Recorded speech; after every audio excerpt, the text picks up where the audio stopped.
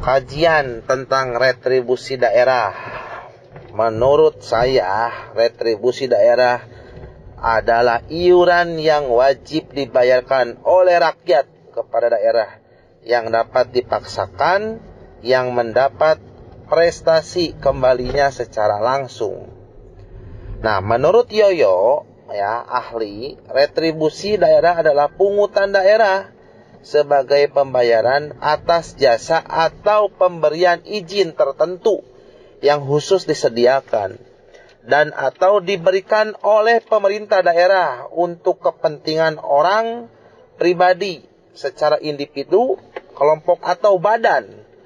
Sedangkan menurut Maribot, retribusi daerah adalah pungutan daerah sebagai pembayaran atau jasa atau pemberian izin tertentu yang khusus disediakan atau diberikan oleh pemerintah daerah untuk kepentingan orang pribadi, individu atau badan. Artinya, baik secara ahli ataupun pandangan saya, retribusi daerah demikian bunyinya. Sedangkan berdasarkan beberapa pengertian dapat disimpulkan bahwa retribusi daerah adalah daerah, provinsi, kabupaten, kota secara otonom diberi peluang dalam menggali potensi sumber-sumber keuangannya sendiri dengan menetapkan jenis retribusi selain yang telah ditetapkan sepanjang memenuhi kriteria yang telah ditetapkan oleh dan sesuai dengan aspirasi masyarakat. Nah, sedangkan ketika berbicara jenis-jenis retribusi daerah, tentu loba meureun di dinya teh aya retribusi pelayanan kesehatan, retribusi pelayanan persampahan atau kebersihan, terus retribusi penggantian biaya, cetak kartu tanda penduduk dan lain sebagainya, dan retribusi pelayanan pemakaman dan pengaduan mayat atau pengabuan mayat, ataupun retribusi lain sebagainya. Nah, kemudian berbicara persoalan masalah dasar hukum daripada retribusi daerah, yang tentu ketika berbicara hierarki peraturan perundang-undangan, dimulai daripada Undang-Undang 1945 hingga sampai dengan peraturan daerah kabupaten kota. Sederhananya itu, Kang Rifa. Kemudian ketika berbicara tentang dasar hukum retribusi daerah, pajak daerah dan retribusi daerah merupakan salah satu sumber pendapatan daerah yang penting guna membiayai pelaksanaan pemerintahan daerah. Itu diatur juga dalam otonomi daerah. Karena berbicara otonomi daerah yang menyelenggarakan khususnya adalah daerah itu sendiri, dan daerah tersebutlah yang mempunyai kewenangan dalam persoalan retribusi yang diatur melalui peraturan daerah.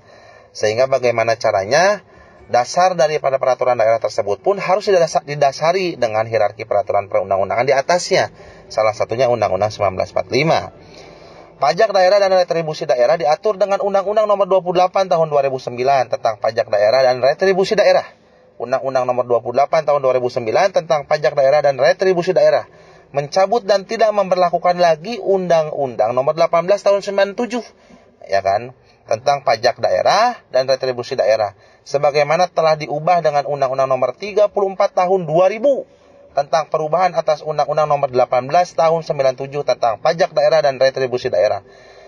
Pajak daerah atau pajak adalah kontribusi wajib kepada daerah yang terutang oleh orang, individu pribadi atau badan yang bersifat memaksa berdasarkan undang-undang dengan tidak mendapatkan imbalan secara langsung dan digunakan untuk keperluan daerah bagi sebesar-besarnya kemakmuran rakyat.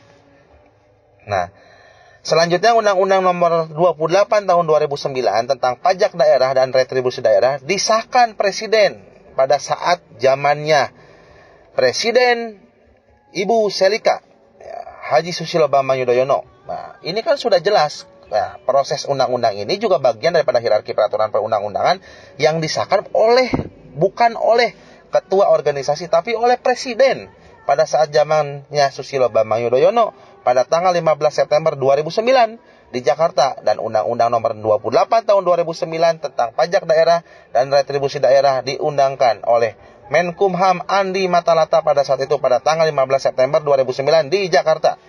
Undang-Undang Nomor 28 Tahun 2009 tentang pajak daerah dan retribusi daerah diundangkan dan ditempatkan pada lembaran Negara Republik Indonesia tahun 2009 nomor 130 Sedangkan ketika berbicara penjelasan atas Undang-Undang Nomor 28 Tahun 2009 tentang pajak daerah dan retribusi daerah ditempatkan pada tambahan Lembaga Negara Republik Indonesia Nomor 5049 agar setiap orang mengetahuinya. Nah, itulah tentang definisi atau dasar hukum tentang retribusi daerah. Artinya bahwa segala bentuk kewenangan tentang retribusi daerah selagi itu sudah diatur dalam peraturan daerah yang sudah ditetapkan, itu sah, tidak batal demi hukum, ya kan? Tapi sah secara hukum. Yang penting dasar tersebut itu ada cantolan dalam hierarki peraturan undang-undangnya. Dimulai Undang-Undang 1945 tentang retribusi daerah, di undang-undangnya disahkan pada saat zaman Susilo Bambang Yudhoyono.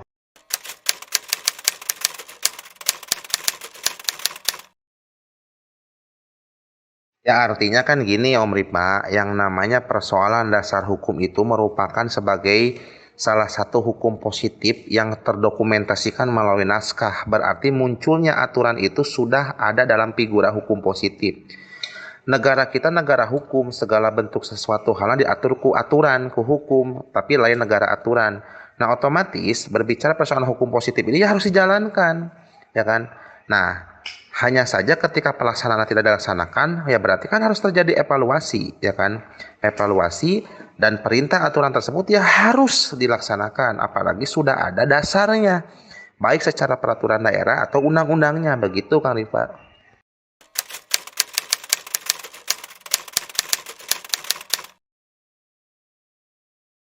Ya kalau pelaksanaan retribusi tersebut tidak sesuai dengan aturan yang ada ya dalam peraturan daerah tersebut, ya jelas itu bisa disebut pungli, ya kan? Kalau pelaksanaan teknis pungutan retribusinya tidak sesuai dengan peraturan. Adanya peraturan sebagai hukum positif tersebut itu kan menjadi pijakan dasar dalam pelaksanaan dan menjalankan retribusi, bahwa pelaksanaan retribusi ini harus sesuai dengan aturan, begitu Om Rifa.